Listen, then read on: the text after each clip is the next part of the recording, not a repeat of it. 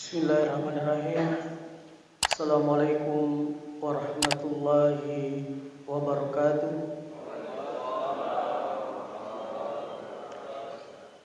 Alhamdulillah.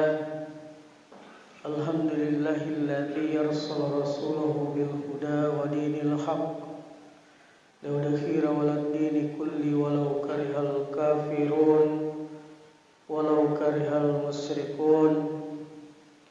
Asyhadu an la ilaha illallah wa asyhadu anna Muhammadan abduhu wa rasuluh. Allahumma salli wa sallim ala sayyidina Muhammad wa ala alihi wa sahbihi ajma'in, amma ba'd. Jamaah yang insyaallah dimuliakan oleh Allah Subhanahu wa taala. Pertama-tama marilah kita senantiasa mengucapkan puji syukur kepada Allah Subhanahu wa taala karena sampai pada sore hari ini kita menjadi orang-orang pilihan dari Allah Subhanahu wa taala yang datang menjemput hidayah di masjid yang mubarakah ini. Banyak saudara-saudara kita sekarang yang di luar karena merasakan kedinginan dan usapan-usapan setan sehingga matanya tidak mampu terbuka. Mereka terlelap dalam tidur sehingga tidak bisa datang menjemput hidayah yang ada di masjid kita ini. Mari kita doakan saudara-saudara kita tersebut, semoga Allah Subhanahu wa taala memberikan hidayah dan membuka pintu hatinya untuk bisa datang meramaikan masjid kita ini. Kalau melihat penduduk yang ada di sekitar, seandainya mereka semua terbangun, saya yakin dan percaya bahwa masjid kita ini tidak dia muat. Salawat dan taslim senantiasa kita haturkan kepada junjungan kita Nabi besar Muhammad sallallahu alaihi wasallam, Nabi yang sudah membawa kita dari alam kegelapan menuju ke alam yang terang benderang. Pengurus masjid dan jamaah masjid yang kami muliakan, terima kasih yang sebanyak-banyaknya kembali kami ulang atas sambutan dan penerimaan kami teman-teman pejuang subuh yang hadir di masjid ini.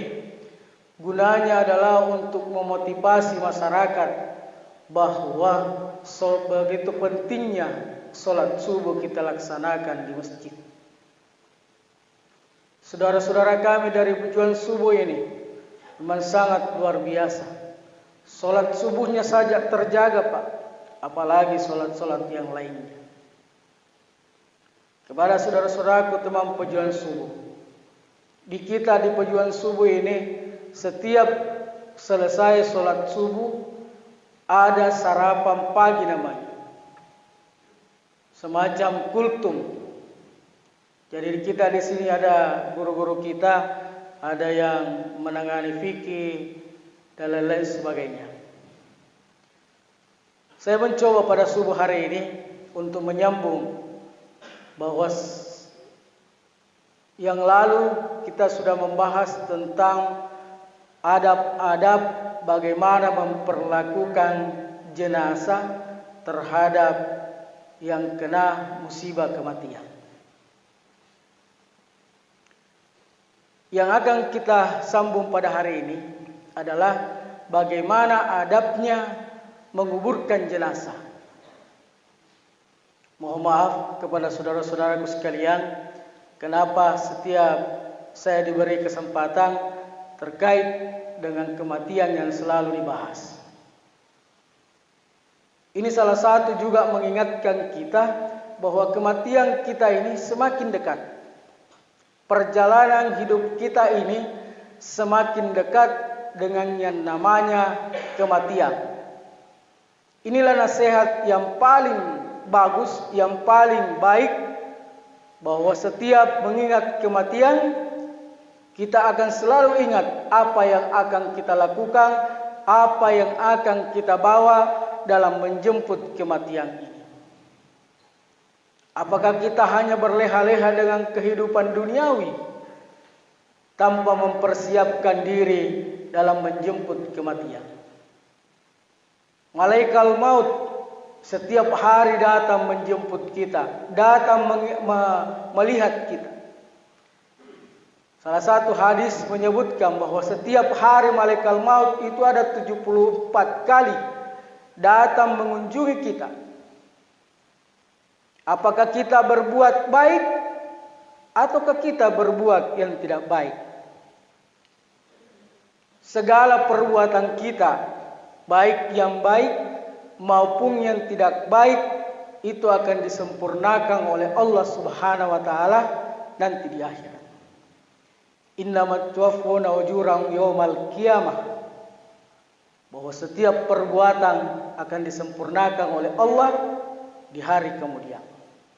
Kita tinggal yang memilih. Mau ki perbuatan baik atau mau ki perbuatan yang tidak baik. Tinggal kita yang menentukan hidup tak, perjalanan hidup tak nanti setelah kita di alam barzakh. Karena di dunia ini adalah tempat kita untuk melaksanakan, mempersiapkan diri, baik itu dengan kebaikan maupun dengan ketidakbaikan. Semua tergantung dari kita. Bapak Ibu sekalian yang dimuliakan dan dirahmati oleh Allah Subhanahu wa taala. Setelah kita membahas adab-adab tentang memperlakukan jenazah apabila keluarga kita terkena terkena kematian, maka akan saya lanjutkan dengan adab di saat kita menguburkan jenazah. Yang pertama yang harus diperhatikan adalah membuat lubang jenazah itu yang agak dalam. Kenapa harus dalam? Supaya bau tidak keluar, dan yang kedua supaya tidak dimakan oleh binatang buas. Itu yang pertama. Yang kedua, kebiasaan kita di Bulukumba adalah membuat lagi lubang di dalamnya. Istilah bahasa Inggrisnya mungkin kecera. Kenapa harus dibuat? Supaya di saat kita memasukkan jenazah, karena jenazahnya harus dimiringkan, ada tumpuan di belakangnya supaya tidak menghadap terlentar lagi kembali. Ini gunanya lubang tersebut. Terus selanjutnya, apabila ingin memasukkan jenazah, saya yakin dan percaya bahwa jemaah paham dengan ini. Yang kita masukkan dulu adalah kepalanya dari arah kaki. Kepala dari arah kaki. Nah, orang yang masuk ke dalam kubur yang akan menerima jenazah tersebut, istilah bahasa Inggrisnya Bapak Curugna, ada beberapa yang harus diperhatikan. Terutama jangan masuk, apalagi kalau jenazah perempuan yang mau dikuburkan, jangan masuk kalau habis melakukan bersetubuh dengan suami istri. Jadi apalagi kalau dia ke dalam keadaan junub, itu tidak boleh. Itu yang harus diperhatikan. Jangan sampai pura titik-titik di weningna, ada keluarga meninggal, ini toilono. Itu diperhatikan, apalagi kalau jenazahnya perempuan, tidak boleh. Nah, kalau jenazah sudah dimasukkan ke dalam kubur, sebenarnya tidak ada bacaan yang spesifik, tapi Nabi SAW diriwayatkan oleh Imam Abu Daud dan Imam Tirmizi mengatakan bahwa Nabi membaca dengan mengatakan Bismillah wala millati Rasulullah sallallahu alaihi wasallam, dengan menyebut nama Allah dan agama yang dibawa oleh Nabi Muhammad sallallahu alaihi wasallam. Itu bacanya. Ya ina ko pacuruki Minimal itu bacaan yang kita baca dan diawali dengan salawat kepada Nabi. Karena setiap perbuatan yang kita lakukan harus diawali dengan salawat kepada Nabi. Karena nanti di akhirat hanya Nabi kita yang akan bisa memberikan syafaat terhadap segala perbuatan yang kita lakukan. Segala ibadah-ibadah yang kita lakukan harus diawali dengan salawat. Biar sholat tak. Sebelum sholat, bacakan dulu, bersalawat dulu kepada Nabi. Karena yang akan menyampaikan itu adalah salawat kita. Ini. Jadi kalau sudah masuk di lubang, bacakan tadi Bismillahirrahmanirrahim millati Rasulullah sallallahu alaihi wasallam. Kemudian jenazah itu dimiringkan menghadap kiblat. Ini yang siapa tahu ada yang biasa turun di lubang, istilahnya pecuru. Mudah-mudahan bisa sepaham dengan kita. Kemudian seluruh pengikat dibuka, mulai dari kepala sampai ke kaki. Itu dibuka pengikatnya. Yang selanjutnya adalah yang biasa saya lihat ini di saat tamu pacurwe bilau tanah, dia biasa saya lihat nak kasih makan tanah, padahal bukan. Tanah cuma ditempelkan di pipi jenazah. Jadi kalau biasa tumbilau papacurwe kita lu tanah, itu cuma ditempelkan, bukan dikasih makan dengan tanah. Ya, ditempelkan di pipinya 3 kali. Tidak ada bacaan khusus di dalamnya. Tapi alangkah baiknya kalau kita berdoa atau minimal salawat yang kita sampaikan 3 kali di saat kita meminta tanah tersebut. Yang selanjutnya mempersiapkan papannya. Kalau kita di kebiasaan kita di Bulukumba ini, papannya itu sudah ada memang model miring, sudah ada penutupnya di atas.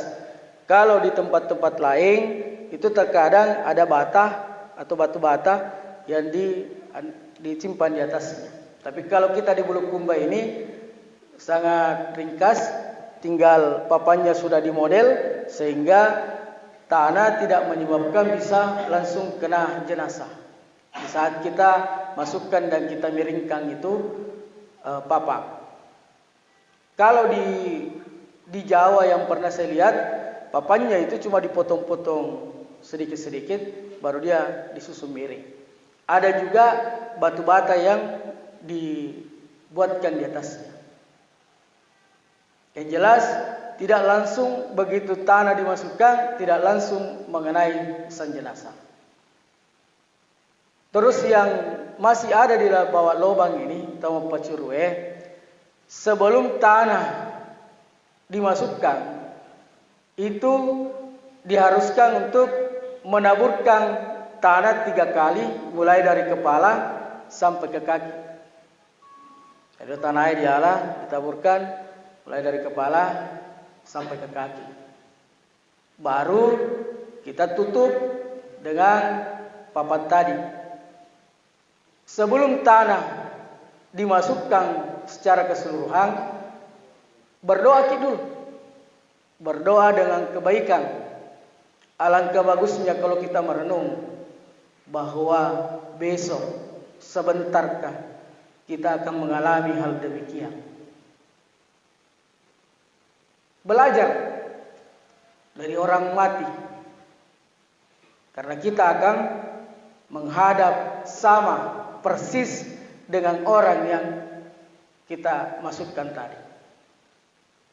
Oleh karena itu, perbaiki hubungan tak dengan sesama.